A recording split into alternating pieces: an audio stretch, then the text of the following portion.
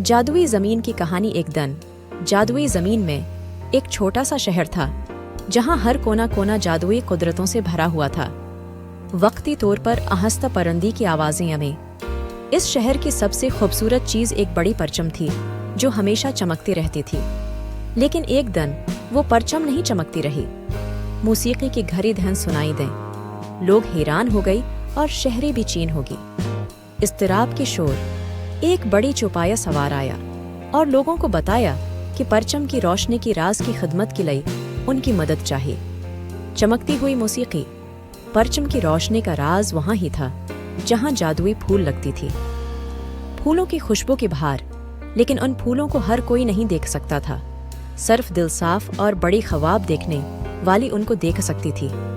थिका देने वाली मौसीकी।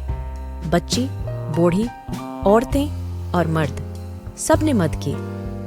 उन्होंने जादुई फूलों को जमा किया और परचम को चमकाती हुई शहर को रोशनी की मंजी में मद की।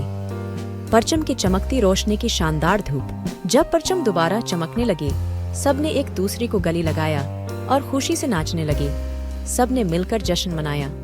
इस दिन से लोग अपने अंदर के जादुई कुदरतों की कदर करने लगे और शहर में खुशियों का एक नया दौर आया। खुशियों की मौसीकी। परचम की रोशनी ने लोगों को एक दूसरे से मोहब्बत करने की सीख दी और जादुई ज़मीन को एक खूबसूरत महल बना दिया। खुशी की राजें।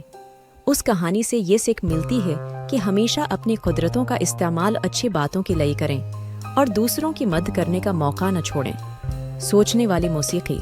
और इस दिन भी जब तुम उस कहानी को सुन रही होते हैं, अपनी कुदरतों को अपनी और दूसरों की खिदमत में इस्तेमाल करने का वादा करते हैं। वादा।